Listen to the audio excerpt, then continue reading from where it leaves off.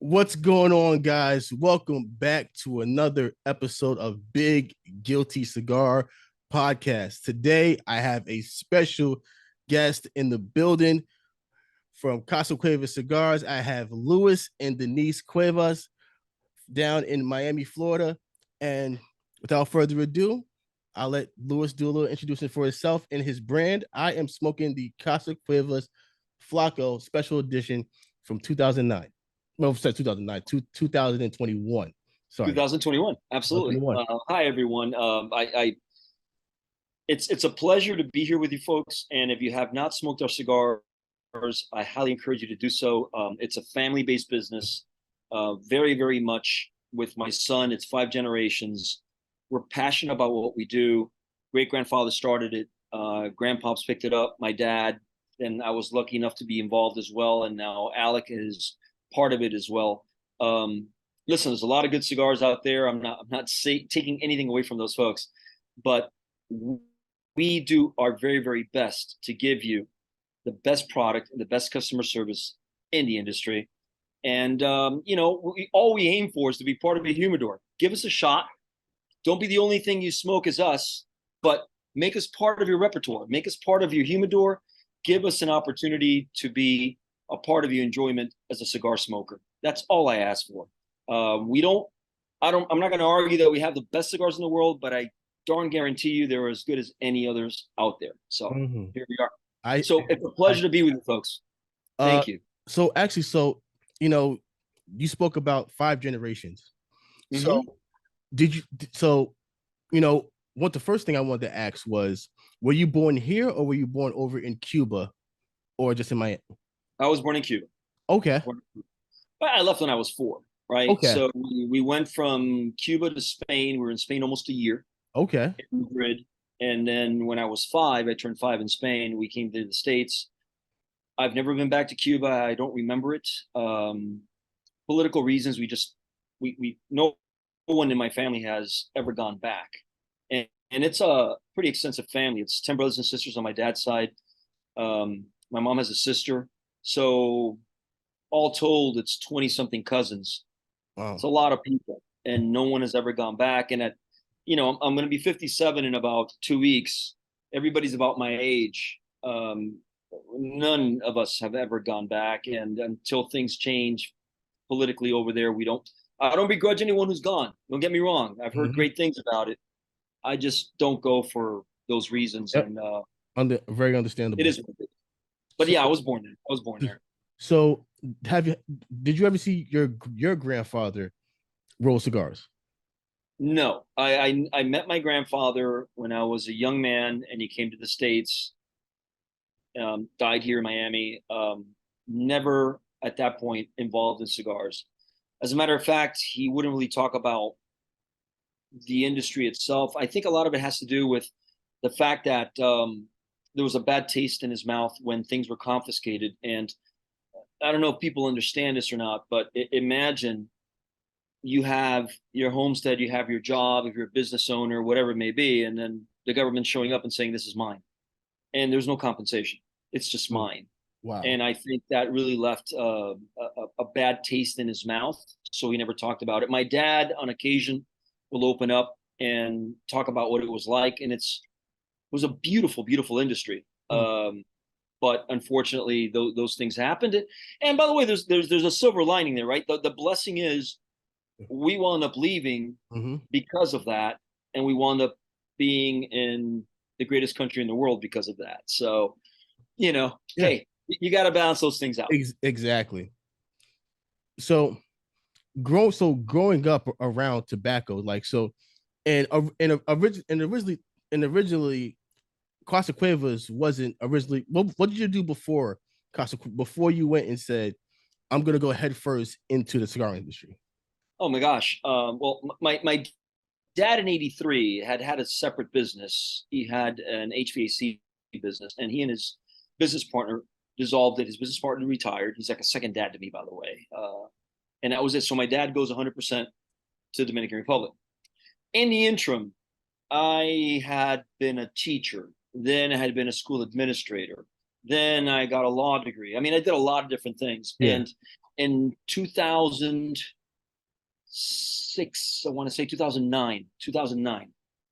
My dad decides, because his brother had dropped out of the industry completely, to come back to the States. And I'm an only child. I visited with him. I've told the story time and again. And I said, hey, Pops, I think we should give this a go. It's a shame to let it go. I've been around tobacco. When I was in high school, I would spend my summers in the Dominican Republic at the factory. So I've been around it since the 80s.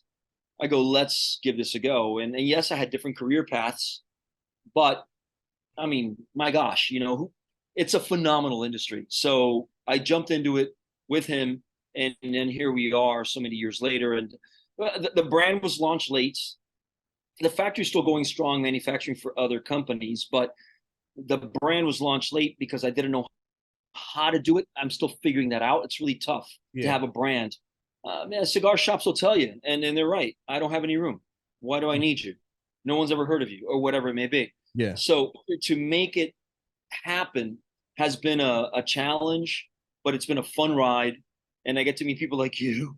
Yeah. And yeah, it's true. And Matt Hashimoto, if he's out there, and yep. It's such a cool thing to do that I made the right decision in jumping over into doing this.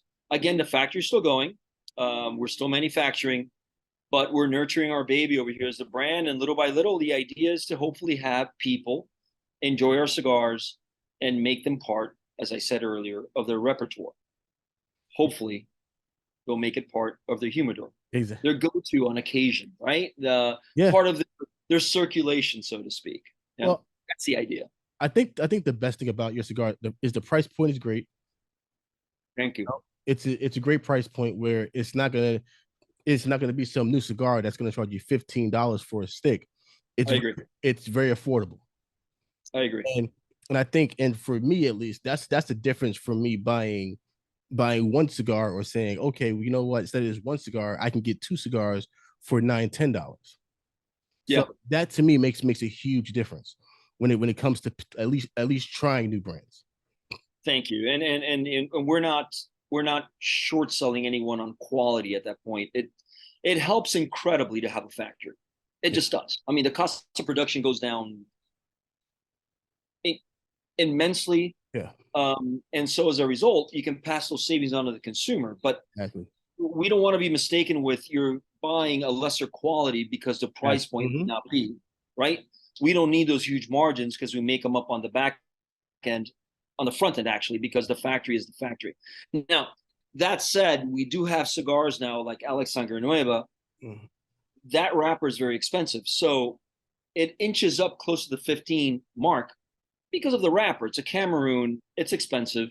But if you don't find yourself comfortably spending that amount of money for double perfecto Cameroon, you can still go back to our core line and find yourself a reasonable cigar for $10, $9, and still have a tremendous smoke.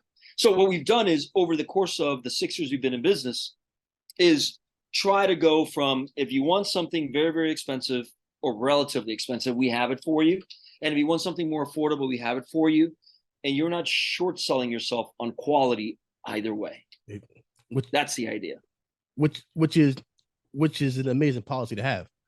Thank you. And it's also a great way just to be able to get new consumers and just have people be able just to try it, because and a lot of people go by cigar aficionados and because they see it and they go, oh well, these have to be good, and it's like, no, like there's a lot of great boutique brands, but you have to be willing to try and experiment. Yeah, you know what? I was talking to some folks earlier today about cigars in general, and I was at a local shop earlier this morning, and I remember I did an event in California where it was a pairing. Yep. So they had spirits and they had dark beers and whatever. It was really cool. And now they're getting introduced to my cigars. And I said, okay, everyone knows that life is too short to smoke a bad cigar. And It's true. Yeah. But it's also too long to smoke the same cigar. Life is way too long. I love that. I love that saying. So why would you marry yourself to one brand only when there's so many good cigars out there. You know Uh, what? When you you speak know, on that, a lot of older cigar smokers, they stick to their older brands. So they'll stick to Mhm. just smoking Davidoffs. They'll stick to just smoking Padrones, or they'll go to the LFDs. It's like because they've been smoking them for so long, they know what they're getting. But after a while, it's like especially if you're smoking a something like an LFD. After a while, if you smoke that every day, it's gonna kill your taste buds. You Yeah, know, they have a potent stick. They do. yeah. So it's gonna kill your taste buds if you're smoking a cigar every day. So it's always great to try new stuff, and also, when you venture out, and if you venture out and you go back to that cigar, you're able to appreciate it more because you're getting those notes that you used to get because you're not hitting that same cigar every day.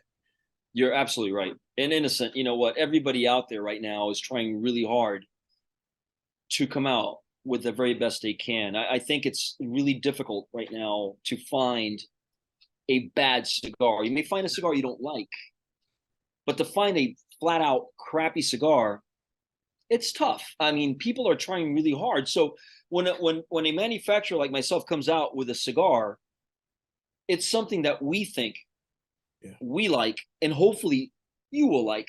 But understand that you've got a handful of people, maybe in my case, 8, 10 people smoking that one stick. So here you are blending this, you're putting it all into it. You have maybe 15, 16 different blends. Mm-hmm. You're hoping the rest of America likes it, Exactly. based on 10 people. And it's kind of tough. You're gambling a lot. But the truth of the matter is, we're putting out the very best product that we think you will enjoy. Exactly. Will you enjoy it? I don't know. But even if you don't, and that doesn't just not my cigar, any brand out there, if you don't enjoy it, be reluctant to sit there and state it's a bad cigar, it's a crappy cigar. It's just one you don't like. You Exactly. know what I mean? There's a big difference there. I don't know. Yeah. I can equate it to beers, IPAs. I love the bitterness. I love the hoppiness. Some people don't. Well, I love it. Mm-hmm. It doesn't mean a really hoppy beer is a bad beer. It's one you don't like, Yeah. but I like it. Single malt scotches. I don't like peatiness. I don't like Lafroig. I don't like Ardbeg. Yeah. But it doesn't make it a bad scotch. Very expensive scotch. Exactly. Yeah. It's way too smoky for me. I think cigars have to be approached that way, especially nowadays. It's not the 90s when the boom was going on. Yeah. There was a lot of crap out there. That's not Now, the case right now, my friend. exactly. Not the Well, case. there's so much science behind it now, also too. Yeah, yeah. So much science behind it, and the cigar you're smoking right now, the Sangre Nueva. I gave one to a reviewer, Rob from Should I Smoke This? Okay. And he goes, and when he first smells it, he goes, I smell KFC. I go, okay, you're on to Okay. something. I didn't tell him what was in it. I said, you're on to something. And he smokes it. He goes, I thought that this cigar was gonna be heavy KFC. And he goes, you hardly even taste it. Yes. He goes, it's so smooth and it's so sweet, and it's very floral. It's very floral. And he was like, you barely taste the KFC. So for Alex first cigar, how do you feel about it, Dad?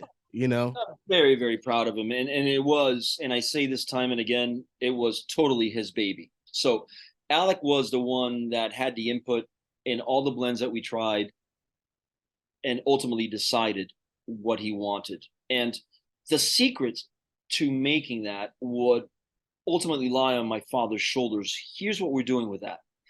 KFC is such a potent tobacco. If you put just a little more than you are using, it Mm-hmm. will overtake the entire cigar. Yeah. So the way my father has it done is he's got somebody at the factory who slices off a particular amount, and the rollers are only allowed to use that one sliver. It is a Yeah. sliver. Yeah. So that way you keep it consistent. If you're not familiar with cigar rolling, the rollers are given a formula. They're not told what they're rolling, they're given a formula. So they're told rather, 3 leaves of ligero, 2 of seco, 1 of viso, and they go 3, 2, 1, and they roll the bunch. But what will happen is there'll be soft spots Mm. in between. And they will at that point grab from the ligero or the seco or the viso. They'll grab whatever they want to that they think would make it okay, Okay. and they go on to fill up the soft spot. If you do that with KFC and you all of a sudden double up the amount of KFC, it's a whole different cigar. It's a whole different cigar. So the idea with them is, listen, you're allowed this one. You can play with the viso and the seco and the ligero all you want, keeping it within the parameters of what the blend is going to be, but you cannot go 1.5 on the KFC. You cannot go 2 on the KFC. You can't go half on the KFC. You use that one chunk of KFC, and that's all you're allotted for that cigar. And that's kept it consistent. Because if not, we'd have a cigar that's varying all over the place, and then you have a full-on, like Rob would expect, a full-on KFC, barbecue flavored, overwhelming palate, overwhelmingly just barbecued, where you're just smelling and tasting just KFC. That. Yes, correct. So we spoke about Alex, his first cigar. What was your first cigar that you blended for Casa Cuevas? Oh wow, the original ones, the core line, the Connecticut, okay, the Habano, and the Maduro. That was us, neck deep, trying to figure that out. My dad has a tendency to really like the Connecticut's more than anything else. Yeah. And my dad's been smoking since he was, it's going to sound weird, but think about it. He was born in 1938. So he was like 6, 7 years old. Yep. So back then, I don't know if you knew this, but cigarettes and cigars didn't cause cancer back then. Yep. In the 30s and the 40s, no one knew anything about it, right? So pregnant women are an ad smoking a cigarette, that kind of thing. In any event, his thing is the Connecticut. So when we branched off into the Habano and the Maduro, he was pretty much, you guys do your thing, the American market, I'll stick with my Connecticut. And to this day, when my dad comes, they live a couple blocks down, and when he's at the Dominican, which he's now at the factory, and we hang out, it's Connecticut all day long. That's his thing. It's very traditional Connecticut. So my first foray into blending was our core line, which continues to be our workhorse, by the way. Yeah. It continues to be the best seller we have out of anything we have. After that, we've tried to play with wrappers, and we try very hard not to make our cigars taste the same so that people don't perceive that all we're doing is changing bands. Yeah, exactly. Yeah, we don't want to be that guy, right? So when did you decide to come out with the reservers? Because the story that I hear about the reservers where that was your one of your father's first blends, and you guys decided to remake it.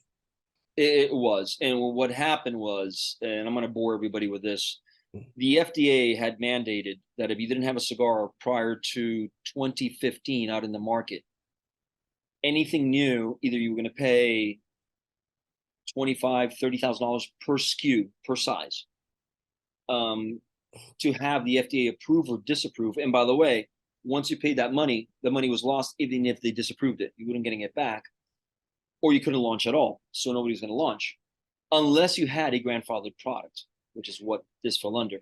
So my dad and my uncle in 2012, 2013, they came out with Cuevas Habanos, and that's a Reserva. So the FDA was gracious enough to allow you to trademark it under the word, in this case, Reserva, because Habanos could not be trademarked. Deals with Habano, Habana, Cuba, can't trademark it. But you had to try to stay as true to the blend as you could originally. And how did they find this out? There is a book called the Perlman's Almanac of Cigars. And these used to come out all the time. I think they're still being printed, but what we submitted to the FDA via our attorney was a printing of the 2014, 2015 Perlman's, which talked about Cuevas Habanos and gave the breakdown of the blends. And that's how we got into it. We did it as an insurance policy, right? If Casa Cuevas, my core line, would have been 86 because the federal government says you can't have this or you got to pay X amount of money, we said, okay, but we have an existing blend. And that was the Cuevas Reserva. So we revived my dad's blend, and it was sold originally in Kansas City, Missouri, exclusively, of all places. I know. And I love Kansas City. We do business in Kansas City. I love Kansas City, but that's an odd place to launch a brand, right? Very, very odd. Especially in that time.